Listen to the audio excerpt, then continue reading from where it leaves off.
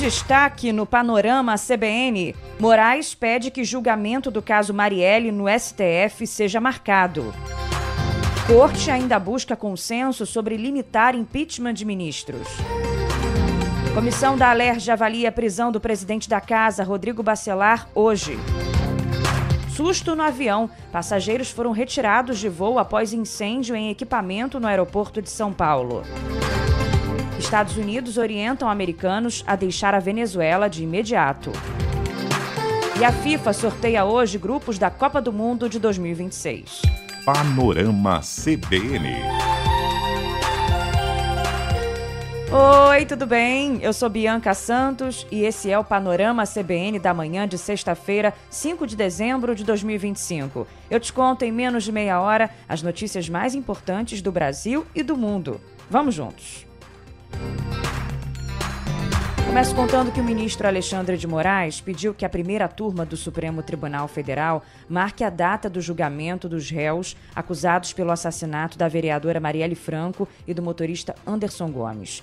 O processo está pronto para ir a julgamento após o encerramento da instrução e a entrega das alegações finais do Ministério Público e das defesas. Os réus que vão a julgamento são os irmãos Chiquinho e Domingos Brazão, apontados pela Polícia Federal como mandantes do crime, e o delegado Rivaldo Barbosa, ex-chefe da Polícia Civil do Rio e acusado de ser o mentor intelectual do atentado. Também são réus no processo o major Ronald Paulo Alves Pereira e o ex-PM Robson Calixto Fonseca. O major foi apontado por Rony Lessa, preso como executor do crime, como responsável por monitorar a rotina de Marielle. O ex-PM Robson é ex-assessor de Domingos Brazão e suspeito de ajudar a ocultar a arma e de integrar o núcleo financeiro e imobiliário do grupo. A denúncia, já recebida integralmente pela primeira turma, inclui crimes de homicídio qualificado, tentativa de homicídio e organização criminosa. Caberá ao ministro Flávio Dino, que é o presidente da primeira turma do STF, marcar a data do julgamento.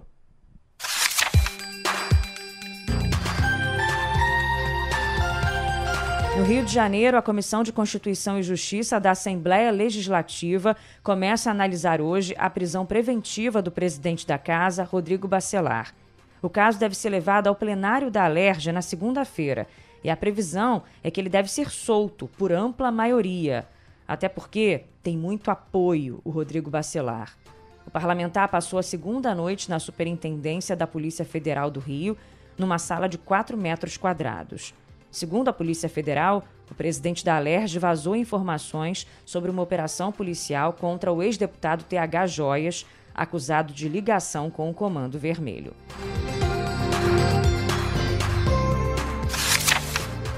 E o Senado pode votar ainda este ano uma nova lei sobre o impeachment para rebater a decisão do ministro Gilmar Mendes, que blindou os ministros do STF contra processos de afastamento.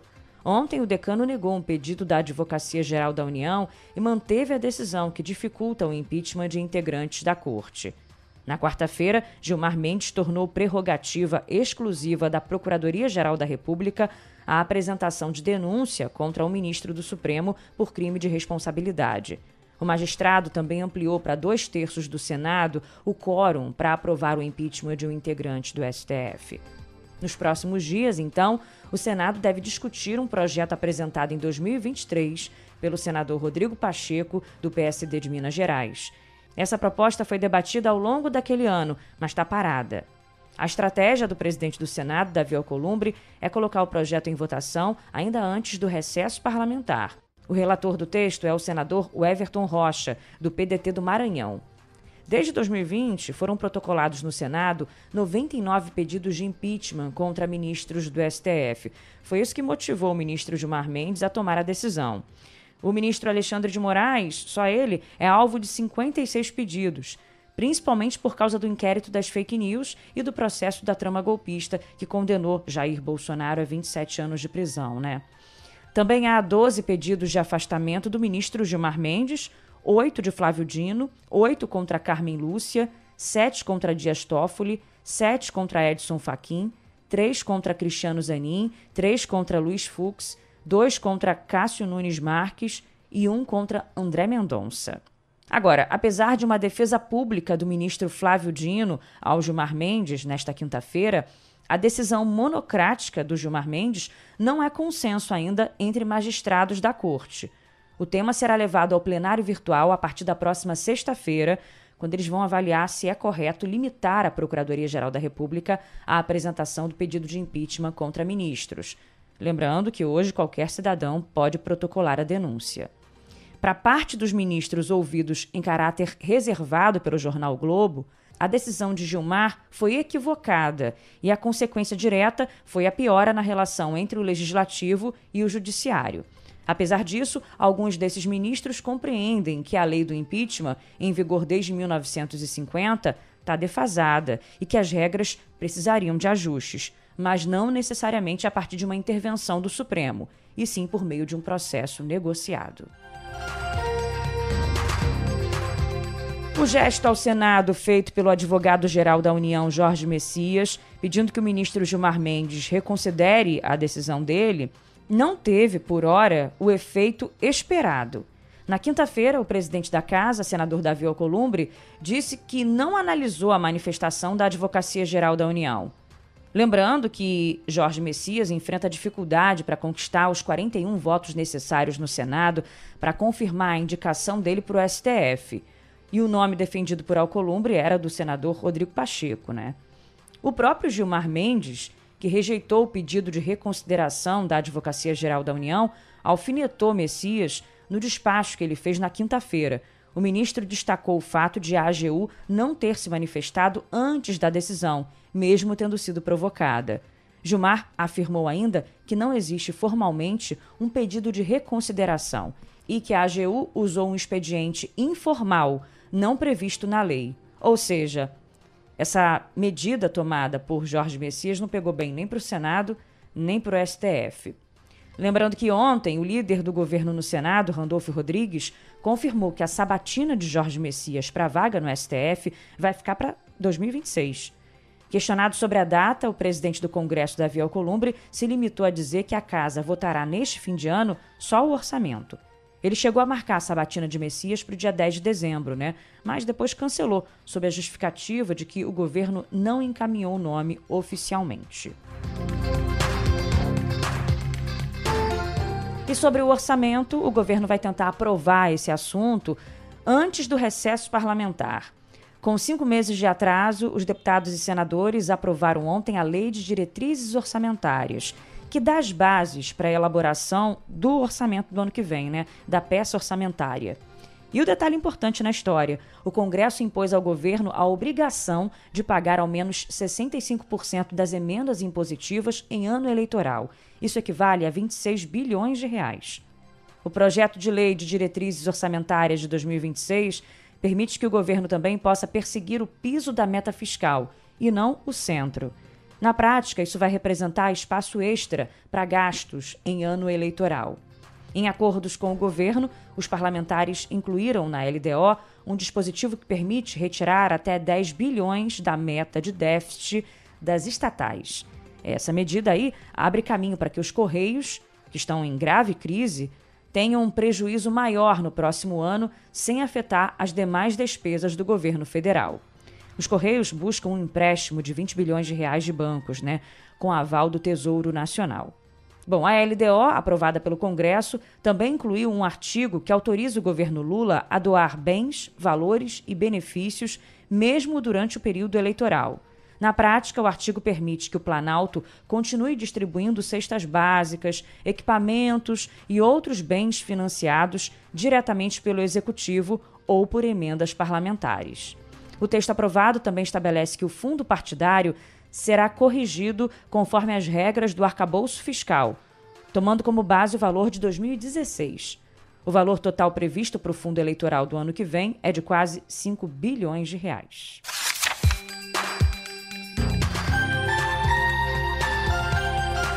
Página virada agora para eu te contar que passageiros foram retirados às pressas de um avião na noite desta quinta-feira após um equipamento de solo pegar fogo no Aeroporto Internacional de São Paulo, em Guarulhos.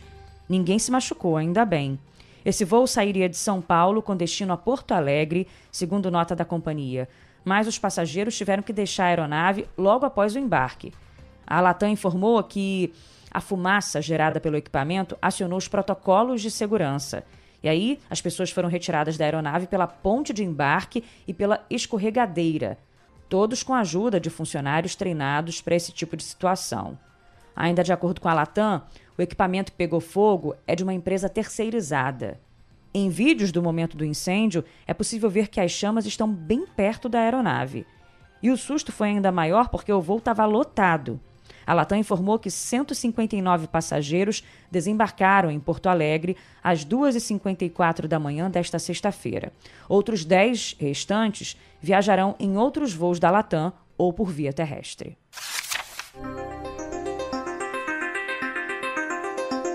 O tempo na região sudeste do país hoje deve ser marcado por fortes tempestades em Minas Gerais e no Espírito Santo. Segundo um alerta vermelho emitido pelo Instituto Nacional de Meteorologia, a chuva cairá já na parte da manhã. O Instituto também indica a possibilidade de pancadas na região norte e centro-oeste do Brasil. No Nordeste, a baixa umidade relativa do ar estará presente em estados como Piauí, Pernambuco e Alagoas. As altas temperaturas prevalecem em estados como Ceará, Rio Grande do Norte, Paraíba e Pernambuco.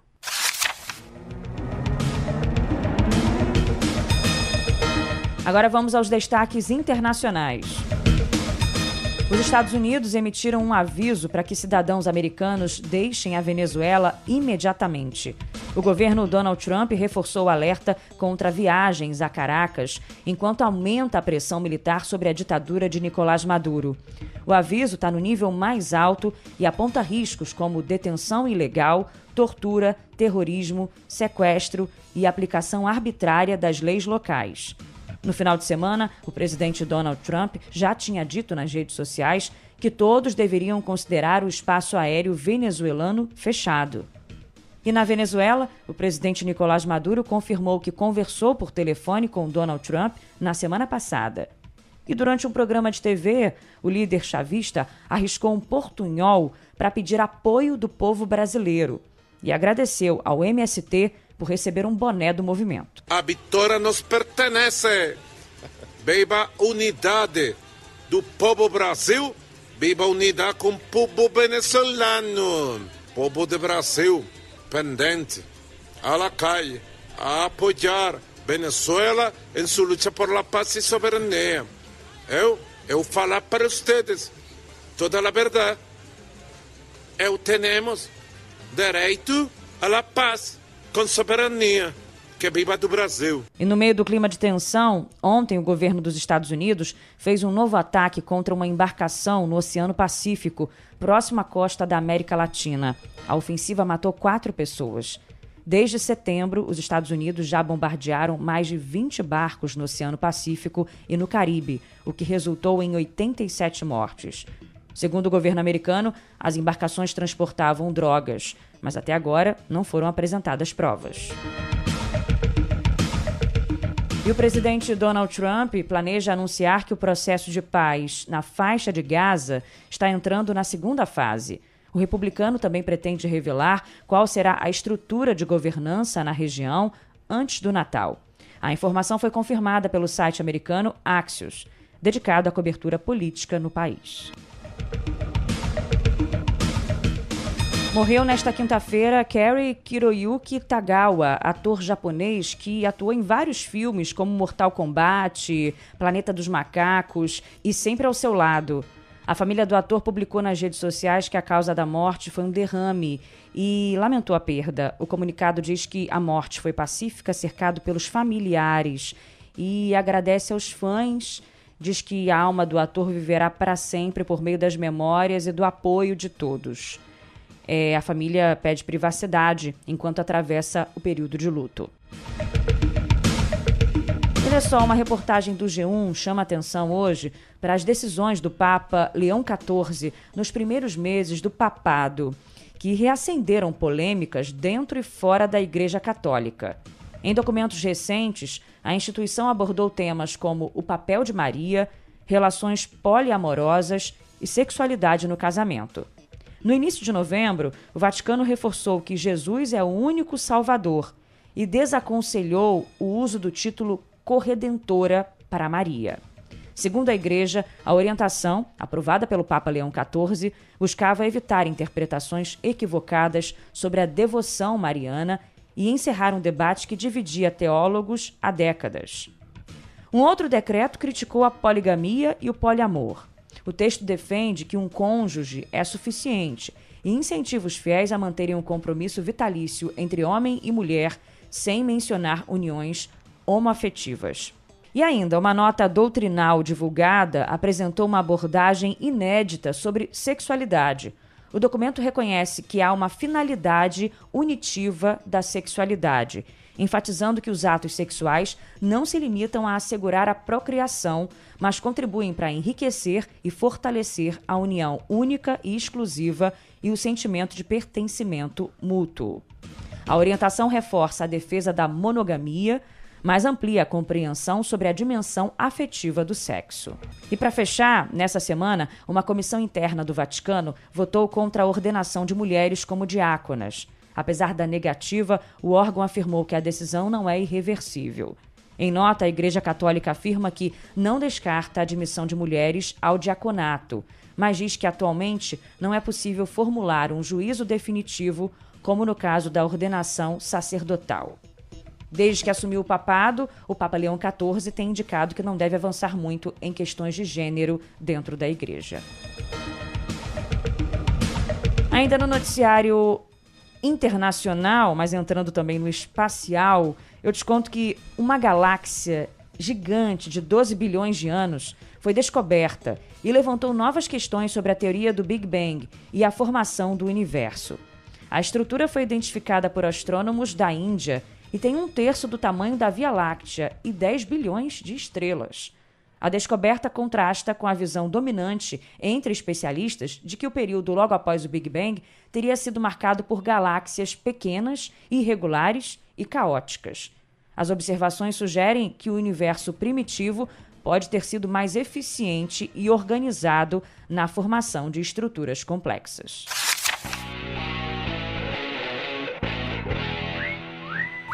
Brasil!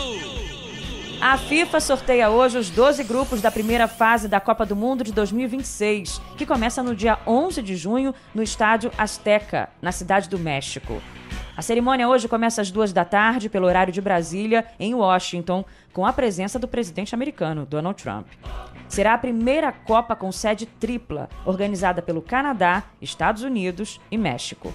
As 48 seleções que vão participar do Mundial foram distribuídas em 4 potes, de acordo com o ranking da FIFA. O pote 1 será composto pelos cabeças de chave, que são os países sede, além das 9 seleções mais bem colocadas no ranking da FIFA. Na lista estão Brasil, Argentina, França, Inglaterra, Portugal, Holanda, Bélgica e Alemanha. Hoje serão definidos os grupos, a ordem e as datas dos jogos. Mas a FIFA vai divulgar amanhã os locais e horários de cada partida.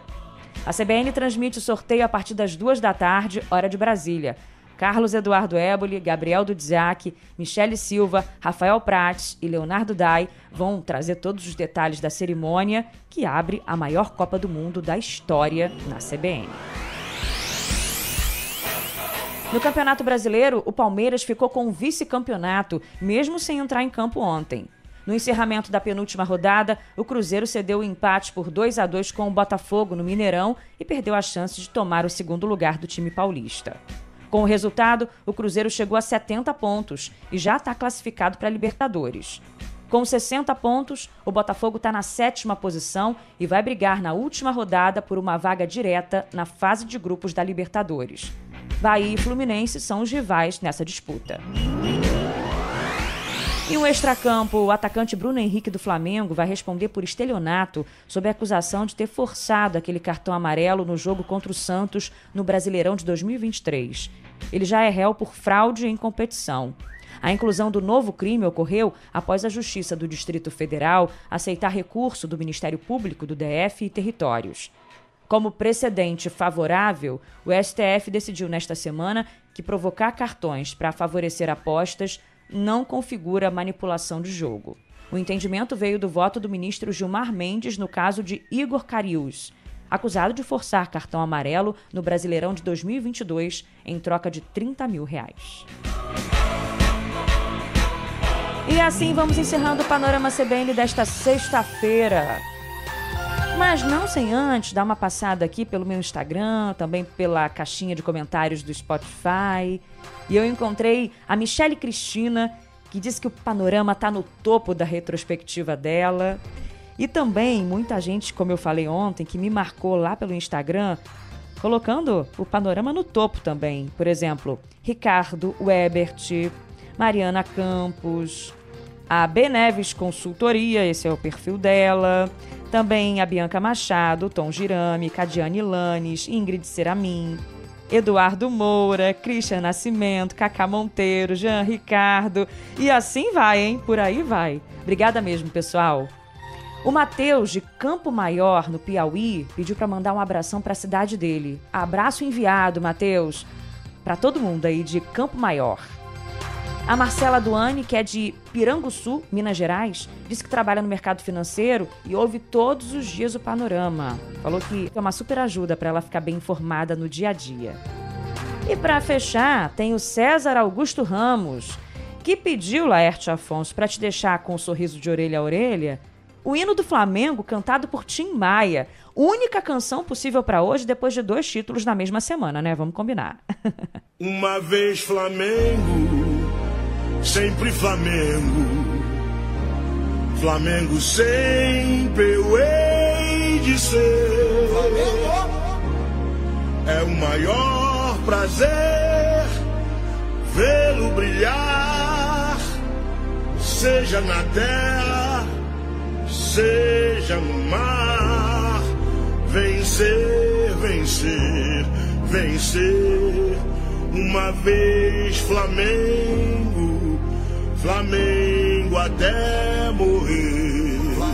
Muito bonito. Valeu, César. Vou embora então junto com o nosso DJ rubro-negro Laerte Afonso, com o nosso editor Edmilson Fernandes, desejando para você um ótimo fim de semana. E não se esqueça do Panorama CBN da noite para sextar de vez com Leandro Gouveia. Tchau, tchau.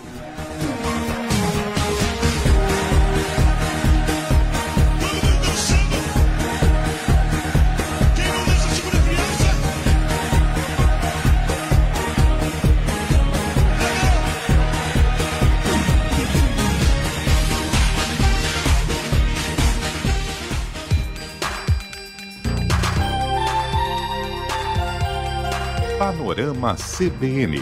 As principais notícias do dia em menos de meia hora.